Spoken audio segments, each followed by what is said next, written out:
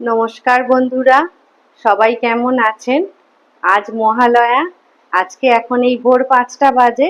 আজ সকাল সকালই আপনাদের সঙ্গে দেখা করতে চলে এলাম।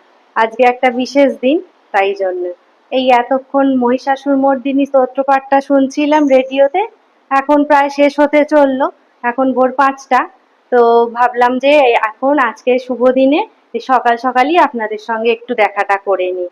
যাই হোক, সবাই আশা করি ভালো আছেন। পুজোর প্রস্তুতি সবাই নিশ্চয়ই ইতিমধ্যে নিয়ে নিয়েছেন। আজ থেকে আর কোনো খারাপ চিন্তা নয়। আজকে মহিষাসুরমর্দিনী রূপে মা দুর্গা সব অশুভ শক্তিকে তো দমন করে ফেলেছেন।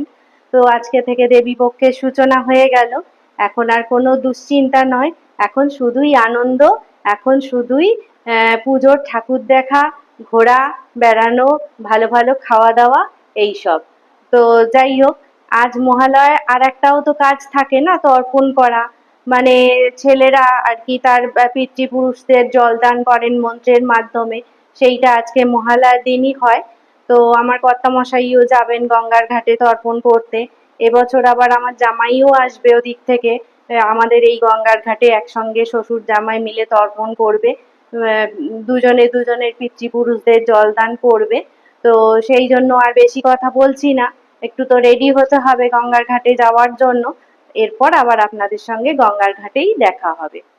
বেরিয়ে পড়েছি কালীবাড়ি যাব বলে গঙ্গার ঘাটে। ও মা, দেখি আমাদের পাড়ার ঠাকুরও ভোরবেলা এসে গেছে। বৃষ্টির জন্য প্যাকেটে মুড়িই আনা হয়েছে। এইবার আস্তে আস্তে মাকে প্যান্ডেলে বসানো হবে।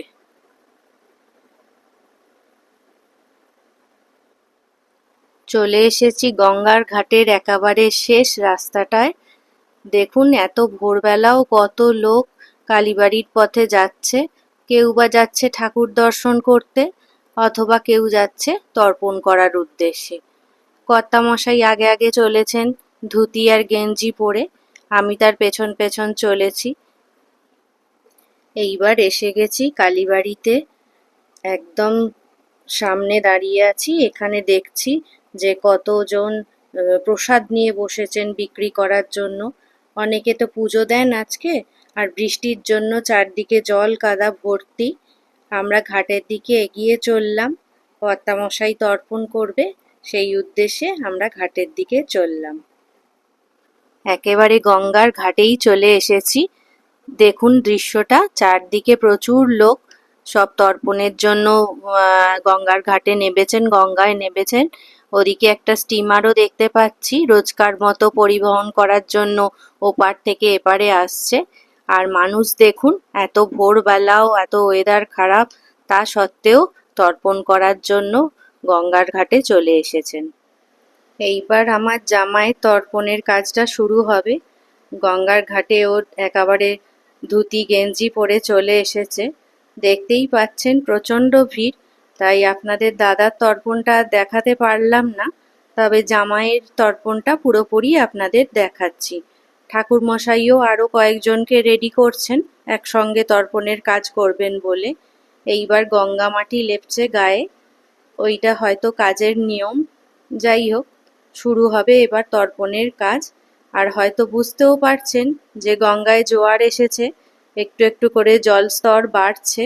তাই আমার জামাই আবার ফ্রেশ জল নেবে বলে কোষাকুষিতে আরও কিছুটা জল নিয়ে এলো, গঙ্গার জল আরও নিয়ে এলো। এইবার তর্পণের কাজটা শুরু হবে, আপনারা আশীর্বাদ করুন।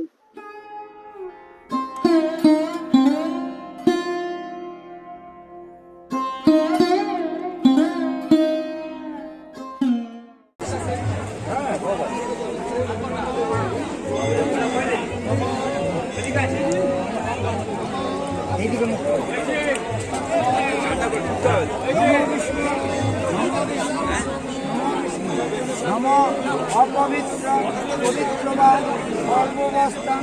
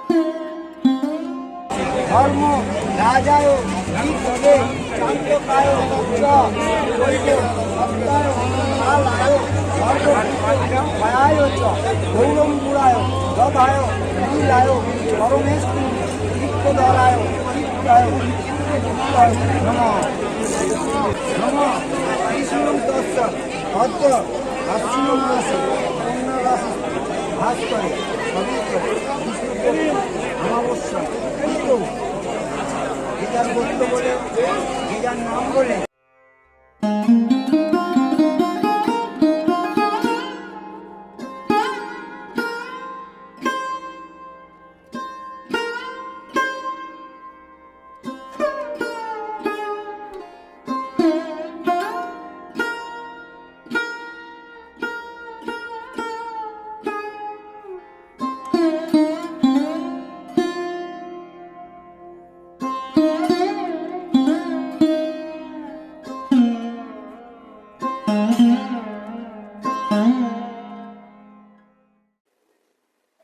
তর্পণ করে আসার পথে কর্তামশাই বললেন যে তুমি বাড়ি যাও, আমি একটু টিফিন কিনে নিয়ে চলে যাই। কারণ ওই যে বললাম আজকে তো ওই মহালয়া, একটু অন্য কিছু খেতে ইচ্ছা করছে সবারই। তো সেই জন্য উনি আবার কচুরি কিনে নিয়ে এসছেন। তো কচুরি আর তরকারি দিয়েই আজকে জলখাবার করব। তার কালকে রাত্রে একটু সুজি করেছিলাম, সেটাও জলখাবারের সঙ্গে অ্যাড করে নিচ্ছি। এই যে তরকারি আর কচুরি, তরকারিটা বেড়ে ফেলেছি, এবার কচুরিটা বাড়বো। এইটা দিয়ে আজকের ব্রেকফাস্ট শুরু হবে। এই যে কালকে রাত্রে সুজি করেছিলাম, খানিকটা রয়ে গেছে, তো ওটাও নিয়ে নেব। এইগুলো দিয়ে আজকে ব্রেকফাস্ট শুরু করব। এই যে কচুরি,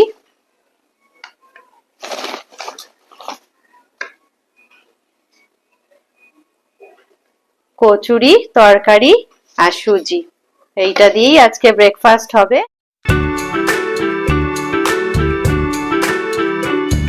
খাবারটা যখন বেড়েই ফেলেছি তো তখন খেয়েই নেওয়া যাক, কি বলেন?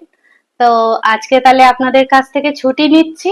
আবার পরবর্তী নতুন কোনো ব্লগে আপনাদের সঙ্গে খুব তাড়াতাড়ি দেখা হয়ে যাবে। ততক্ষণের জন্য আপনারা সবাই খুব ভালো থাকুন, আনন্দে থাকুন আর সুস্থ থাকুন। নমস্কার।